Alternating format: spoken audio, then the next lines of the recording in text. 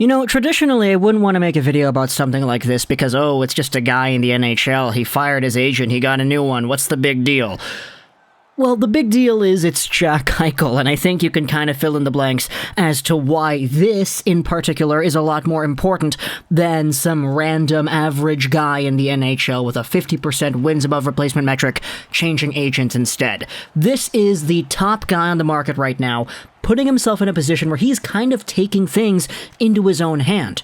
We had ourselves the word come out from Elliotte Friedman yesterday, and this is the tweet that kind of got everybody somewhat pissed off, because the way Friedman worded this tweet is pretty, I don't know if I want to say misleading, I just kind of want to say maybe just leading by itself is the right way to say it. I don't know, it made a lot of people disappointed because of the way it was phrased. A development in the Jack Eichel situation. I'm hearing he is now going to be represented by agent Pat Brisson. Now, what this means is Jack Eichel has fired his previous agent, who had been Peter Fish. Now he is with Pat Brisson, and this is, as I said, normally seen as something that's not really that big of a deal. But because it's Jack Eichel, there are a lot of other layers behind this, and we can try to uncover them in this video. This is kind of why I believe Eichel went out there and changed agents, just based off of what we know about the situation with Eichel and the Sabres and the trades and all that stuff in general. So, Jack Eichel, as we know, he had been under Peter Fish for this entire time. Peter Fish is an agent who, if you take a look at some of the other contracts that he has, Jack Eichel was the biggest one, by far. You had yourselves other guys under Peter Fish as well, like Oliver Bjorkstrand, John Marino, Matt Gritz, like Miles Wood, Frank Vetrano, all NHL players, and a whole bunch of other guys who are indeed NHL athletes, but aside from Eichel, there isn't really anybody on Peter Fish's resume that is a huge number one star. The next best player in terms of the money is indeed Oliver Bjorkstrand. So let's just keep that in the back of our minds as we head forward with this commentary here. We had ourselves the entire Jack Eichel trading saga after he got injured, after he had the neck thing. We had ourselves the rest of the season's worth of time for Eichel to sit out, and for everybody to start speculating as to whether or not he would ask for a trade. We had ourselves the entire notion that, oh, he is disappointed, he doesn't want to play in Buffalo, the team is not winning, they're not projected to start being able to win in the next few years, and Eichel has been in the National Hockey League since 2015-16, so he's kind of fed up, and he would probably like to be somewhere else.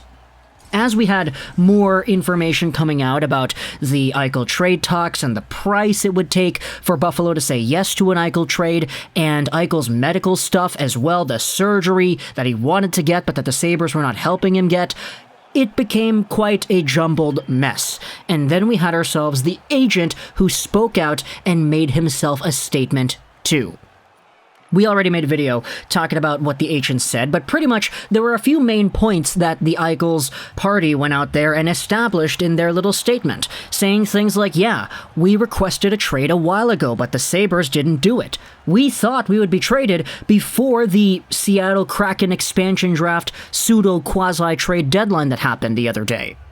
But none of that happened. We're still here, we're disappointed, and they even said in the little statement there that if Buffalo just approved Eichel to do the surgery, or if they traded him to a team, he would have done the surgery then, he would have been fine and ready to go by the start of the NHL preseason or training camp or whatever it was. But because he hasn't had the surgery done yet, that process is going to extend into the time of the regular season. So he's not going to be around for day one of the regular season of the 82-game schedule of whichever team he is playing for, because the surgery has been put on hold because they're not trading him to a team that would be okay with doing the surgery.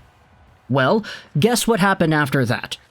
Give it a few more days, maybe a few more weeks, and now you have yourselves the news that Peter Fish, the agent in question who has been managing Jack Eichel, has been canned. And the new guy they have in here, hey, you know him, he's Pat Brisson. Take a look at some of the guys over here whom Brisson manages as well as Jack Eichel, and kind of try to compare it mentally to the clients that Peter Fish, Eichel's previous agent, has for himself.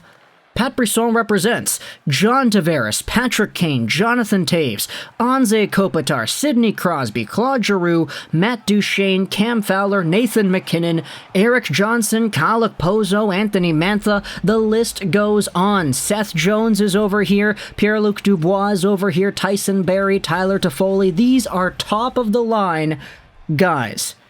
Not only do you have yourselves 5 total AAV guys making $10+ million in Tavares, Kane, Taves, Kopitar, and Eichel, but you have Sidney Crosby, you have Claude Giroux, you have Nathan MacKinnon. These guys are stars. And so what Jack Eichel has essentially done is gone from one agent whose best player outside of him is Oliver Bjorkstrand, and gone to the agent who instead represents a very good chunk of stars in the National Hockey League. And furthermore, some of these stars actually got moved around too.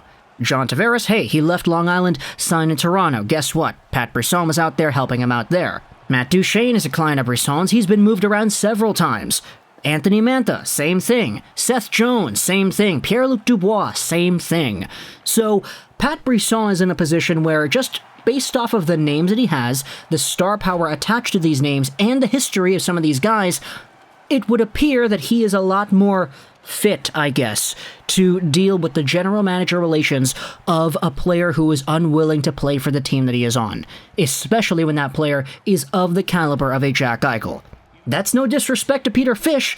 That's just taking a look at the cold, hard players that are underneath these agents right here. And as you can see, just based off of the new guy that Eichel has hired, his resume seems a lot more beefy than the previous.